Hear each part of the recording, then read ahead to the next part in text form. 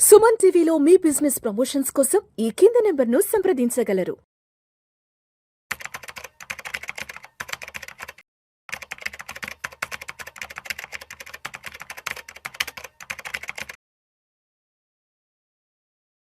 చక్రధర్ గారు నమస్తే సార్. నమస్తే అండి.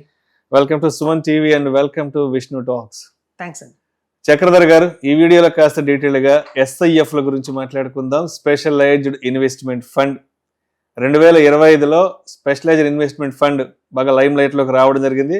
ఒక 7-8 months బ్యాక్ నుంచి SIF ఇన్వెస్ట్మెంట్స్ కొంచెం మార్కెట్లోకి జోరందుకున్నాయి. సరే, SIF కొంచెం మార్కెట్లోకి వచ్చిన తర్వాత నుంచి మళ్ళీ మార్కెట్లో కూడా బాగా ఫాల్ చూసాం.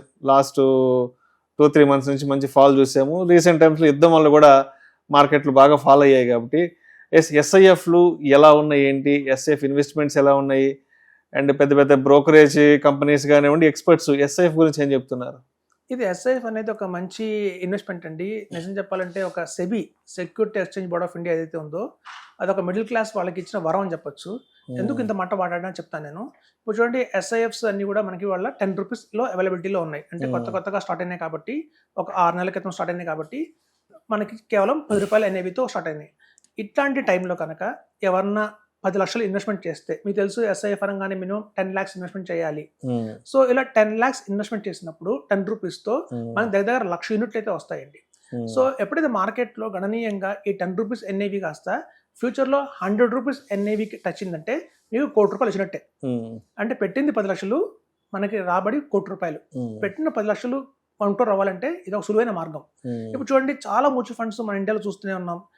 మంచి మంచి మ్యూచువల్ ఫండ్స్ ఉన్నాయి. బట్ NAV చూస్తే అన్ని 100+ ఉన్నాయి. 100, 150 ఆ రేంజ్లో మనకని ఏదైనా మంచి ఫండ్ తీసుకోండి, 100 రూపీస్ ఉన్నాం.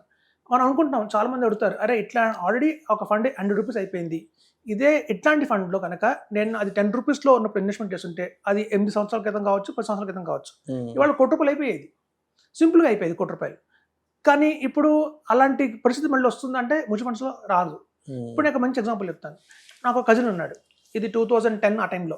సో ఆ టైంలో నేను ఇలాగే మార్కెటింగ్లో తిరుగుతుంటాను కాబట్టి, మ్యూచువల్ ఫండ్స్ అని అవన్నీ తిరుగుతుంటాం కాబట్టి, మా అమెరికాలో కజిన్ ఏం చేశాడంటే ఫోన్ చేసి, కొండాపూర్లో కొంచెం బాగా లైట్లోకి వస్తున్నట్టుంది ఆ ఏరియా, కొంచెం అక్కడ ఒక ల్యాండ్ కొనుక్కుందాం అనుకున్నాను, కొంచెం ఎంక్వైరీ చేసి పెట్టి అంతుందో అన్నాడు. ఎన్నేళ్ళ క్రితం?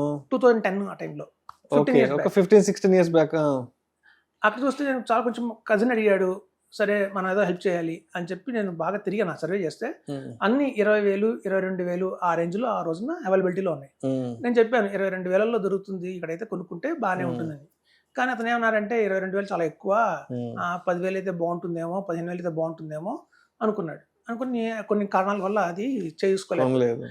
ఇవాళ అక్కడ 1,50,000, 1,25,000 నడుస్తుంది గజం కొండాపూర్లో. సో ఇప్పుడు నాకు ఫోన్ చేసి రీసెంట్గా ఒక 3 years బ్యాక్, నేను ఒక 50,000 కొందాం అనుకుంటున్నాను, ఉందా అన్నాడు.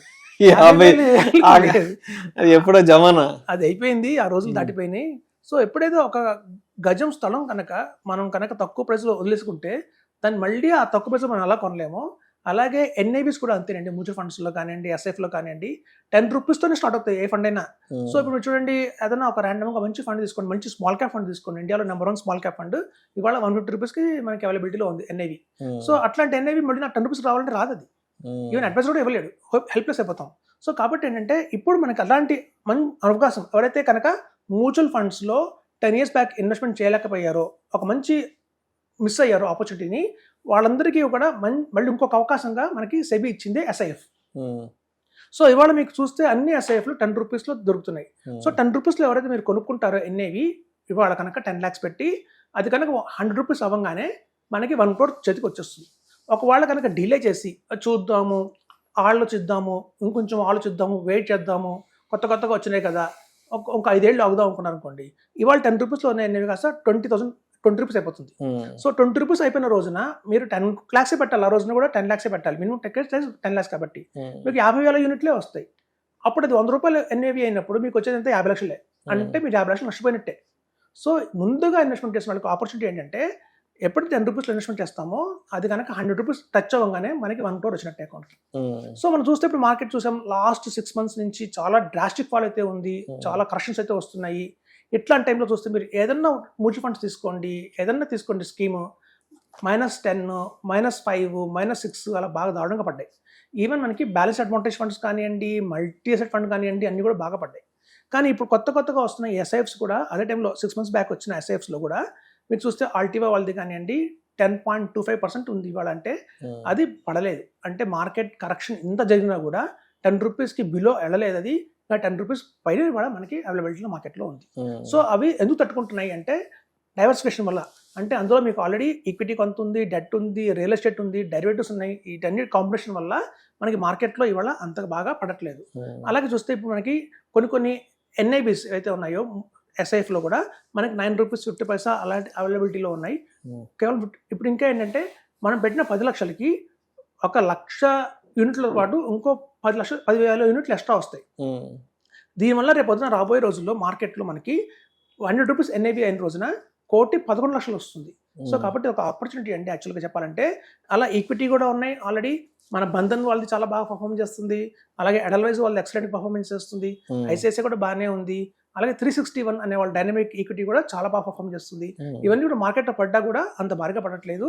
సో ఇవన్నీ కూడా మనం కనుక 10 రూపీస్లో అవైలబిలిటీలో ఉన్న టైంలో మనం ఇన్వెస్ట్మెంట్ చేస్తున్నాం కాబట్టి మనకి అత్యధికంగా ₹1,00,00,000 వచ్చే అవకాశం ఉంది. అదే కనుక మనం వెయిట్ చేసి అది 15 rupees NIV, 20 rupees NIV, 25 rupees ఎన్ఐవికి కనుక ఇన్వెస్ట్మెంట్ చేస్తే రాబోయే రోజుల్లో మనకి చాలా గణనీయంగా నష్టం జరుగుతుంది. మనం చూడండి 20 రూపీస్ దాకా వెయిట్ చేసే కన్నా ఇప్పుడే కొనుక్కోవడం వల్ల లాభం చెప్తున్నాను. మనం చూడండి టాక్సేషన్ కూడా మ్యూచువల్ ఫండ్స్ లాగానే టాక్సేషన్ ఉంటుంది. పెద్ద డిఫరెన్స్ అయితే ఏం లేదు ఎస్ఐఎఫ్ లో. సో కాబట్టి మినిమం 10 lakhs పెట్టాలి. ఇప్పుడు చూడండి చాలా మంది చేసే పెద్ద పొరపాటు ఏంటంటే ఏదన్నా ఒక స్కీమ్ మంచిది అనుకోండి, మ్యూచువల్ ఫండ్స్ అని తీసుకుందాం. మేము 2025 కానివ్వండి, 2015 కానివ్వండి, అప్పుడు రికమెండ్ చేసినప్పుడు 10 రూపీస్ ఎస్ఐపి చెప్పాం. ఆ రోజున కూడా ఇవాళ ఉన్న బెస్ట్ ఫ్లెక్సీ క్యాప్ నేను ఆ రోజు రికమెండ్ చేశాను. సార్ 10 రూపీస్లో ఉంది, ఇన్వెస్ట్మెంట్ చేయండి అని చెప్పాను. అలా 10 రూపీస్లో వాళ్ళు ఇన్వెస్ట్మెంట్ చేసినప్పుడు మినిమంగా ఎంత అనేది లేదు కాబట్టి ప్రైస్ 1,00,000 ఇద్దాంలేండి అన్నారు. సో 1,00,000 వేశారు. ఇవాళ 10 లక్షలు అయింది. ఆ 10 రూపీస్ అనేవి ఇవాళ 100 రూపీస్ అయ్యి ₹1,00,000 కాస్త 10 లక్షలు అయింది. ఆ 1,00,000 10 లక్షలు అవడం వల్ల పెద్ద ఏమైనా మార్పు వచ్చిందంటే ఏం మార్పు రాలా. అదే మీరు 10 లక్షలు పెట్టండి, అది ₹1,00,000 మారింది అనుకోండి, మీకు చాలా ఉంటుంది. అందుకే పెద్ద టికెట్ సైజ్లో ఇన్వెస్ట్మెంట్ చేయడం వల్ల ఒక్కో మార్గం ఏంటంటే మనం ఎక్కువ కొంటాం.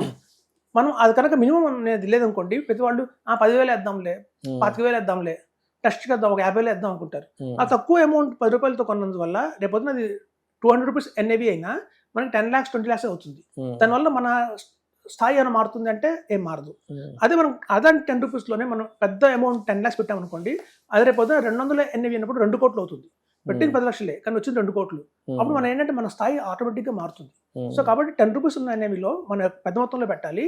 అది కూడా ఒక మంచి ఫండ్ హౌసెస్ నుంచి వస్తున్నారు అయితే కనుక వాటికి ఆల్రెడీ ట్రాక్ రికార్డ్ ఉంది కాబట్టి మనకి గట్టిగా తెలుస్తుంది ఫ్యూచర్లో ఇది అంతగా వెళ్ళబోతుంది అని చెప్పి. సో కాబట్టి వీటిని పరీక్షిద్దాం, వెయిట్ చేద్దాం, టెస్ట్ చేద్దాం అని కనుక మనం 15 రూపీస్, 18 రూపీస్, 20 రూపీస్ అయ్యేంత వరకు వెయిట్ చేయకుండా ఇప్పుడు ఒక అందుబాటులో 10 రూపీస్లో ఉంది కాబట్టి క్షణం కూడా ఆలోచించుకునే ఇన్వెస్ట్మెంట్ చెప్తున్నాను. Right sir. Thank you so much Chakradhar గారు. థ్యాంక్స్ అండి.